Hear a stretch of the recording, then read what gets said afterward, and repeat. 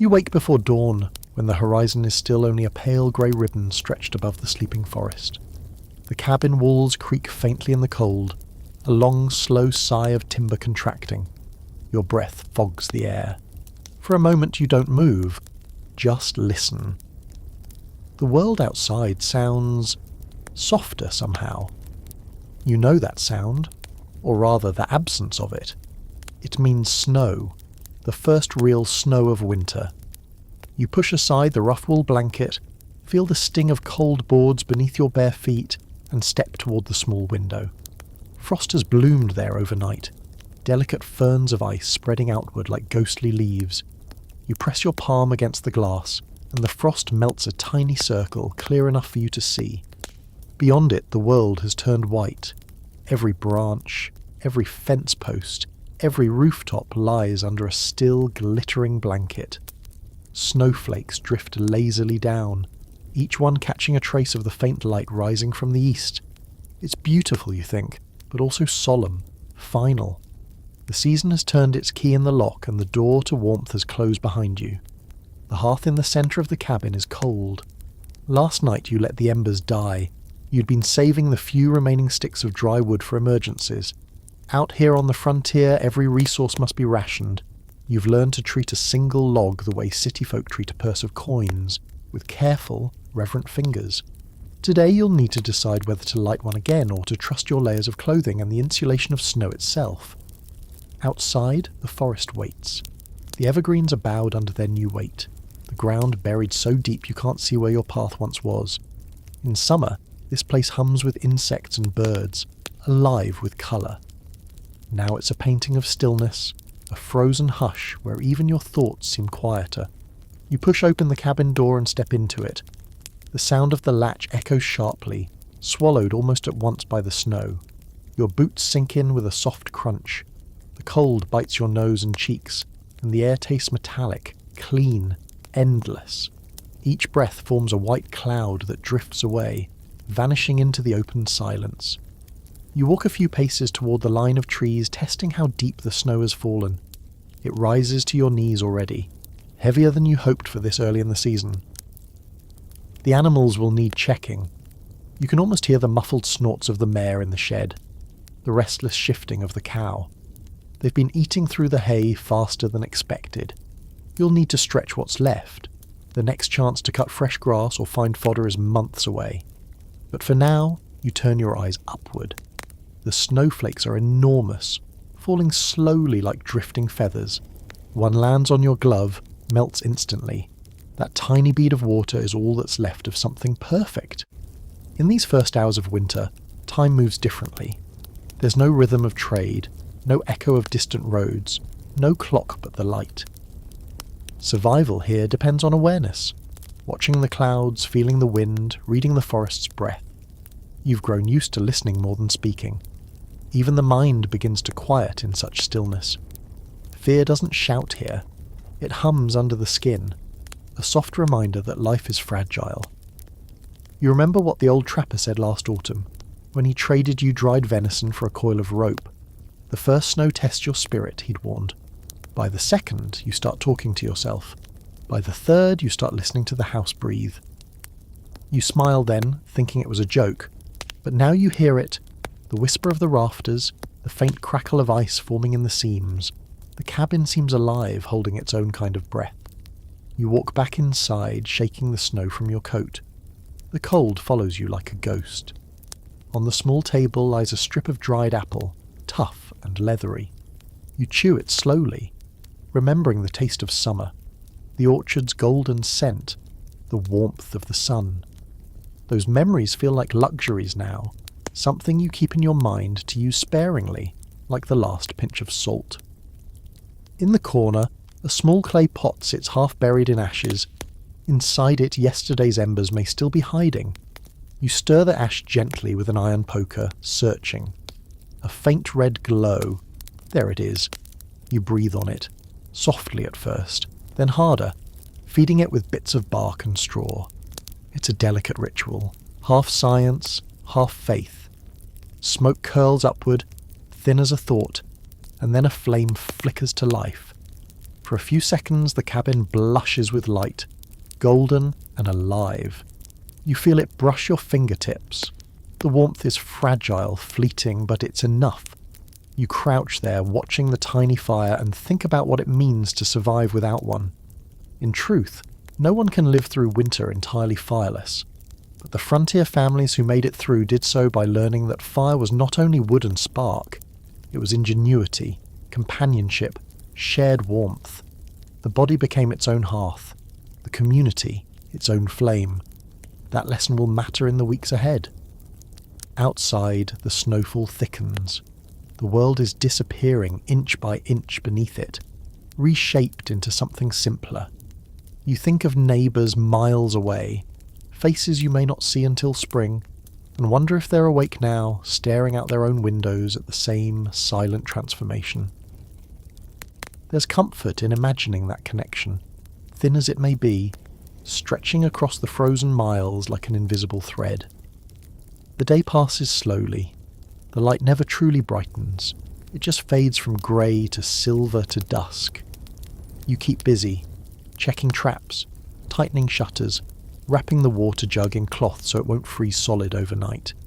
Each task feels ancient, almost sacred. People have done these same small things for centuries, anywhere humans have met the cold and refused to yield. When night finally settles, it does so completely. The sky clears, revealing stars so bright they seem to burn holes in the black. Their light reflects off the snow until the whole landscape glows faintly blue, as if lit from within. You stand outside once more, breath rising, and look at that endless field of white. The silence feels enormous, almost holy. In the distance a wolf howls, long, low and lonely, and the sound rolls through the forest like thunder trapped in glass. You return to the cabin and close the door. The small flame on the hearth has dwindled, but the room still holds its memory of warmth. You lie down on the straw mattress, pulling the blankets high, and listen to the snow whispering against the roof. Tomorrow, you'll start adapting, finding ways to stay warm without wasting what little fuel remains. But tonight, as the first snow continues to fall, you simply let it cover the world outside and quiet the thoughts within. The winter has begun, and in the hush between the flakes you breathe and wait and listen. The door shuts behind you with a muffled thud, sealing out the white silence of the morning. Inside, the air feels close, still carrying the faint smell of last night's smoke, dry wood and wool. The cabin is small, just one room and a loft, but in winter, that size feels both blessing and curse. Every inch of it remembers your work, the axe marks on the beams, the uneven chinking between logs where your fingers once pushed moss and mud to keep the wind from slipping through. You stand in the centre of it all, breathing slowly, watching your own breath rise like pale mist. This place is your fortress, your only world now. You built it with your own hands last spring, plank by plank, when the ground was soft and green. Back then, it had felt like a triumph, proof that you belonged on this wild frontier. But now, as the snow presses against the walls and the wind begins to whistle faintly through the chimney, you sense its limits. The cabin will keep you dry, yes, but not truly warm. It is as fragile as you are. You walk to the window again, tracing a finger over the frost-lined glass. Beyond it, the snow deepens by the hour. The nearest settlement is miles away, too far to reach now without risking your life. So this cabin, this rough box of pine and oak, becomes your universe. Each sound, the pop of a timber, the faint scratching of mice in the corner, the flutter of wind along the roof, becomes a kind of company. You begin to recognise them like voices in a small community of ghosts. You kneel beside the hearth and lay your hand against the stones. They're cold. The fire you kindled earlier has died down again, leaving only a handful of dull embers. You could feed them another piece of wood, but you hesitate. The pile in the corner, your entire winter's store, is smaller than you'd like to admit. You spent weeks cutting, hauling, splitting and stacking those logs, yet now they look pitifully few. You remember the blisters, the ache in your shoulders, the way your axe sang when it struck clean. But you also remember the rain that ruined half your cut wood, the early frost that froze the rest before it could dry. You run your hand along one of the logs and think, Every piece here is a day of life. Burn them too fast and you'll meet the cold before spring comes. Burn them too slowly and you'll meet it sooner still. Balance. That's what winter demands. A kind of quiet daily wisdom that feels less like courage and more like surrender. You sit back, wrapping a wool blanket around your shoulders. Its roughness scratches your skin, but you welcome it. The texture reminds you that you're still here, still capable of feeling. The wind rattles the door latch once, twice, like a visitor testing your resolve. The cabin holds your few possessions, a cast iron pot, a bundle of herbs, a hunting knife dulled by use, a small Bible whose pages smell faintly of smoke. Beside your bedroll, a carved wooden spoon lies in a bowl streaked with yesterday's porridge. Every object carries a story, how it came to you, what it cost, what it replaced. In summer they were tools. Now they are memories, anchors against the emptiness outside. As daylight fades, you light a tallow candle. Its flame is weak, quivering as if unsure of its right to exist. Shadows stretch long across the log walls, pooling in the corners. The room seems to breathe with you, creaking softly as it contracts in the cold. You listen closely, the way people in cities listen to the voices of neighbours through thin walls. The cabin's sounds are your neighbours now, the wood, the wind, the sigh of the roof. You remember the stories settlers told when you first arrived. Tales of families who froze to death sitting upright beside their hearths, found in spring as if still waiting for dawn. They'd had walls, roofs, and even fire, but not hope. Without hope, warmth itself had no power. You learned that lesson early. Fire keeps the body alive, but hope keeps the heart from surrendering to the stillness. So you begin to talk softly to yourself, to the room, to no one in particular. "We'll get through this," you murmur as though the cabin listens. "We always do." The words sound strange in the air, but comforting in your ears.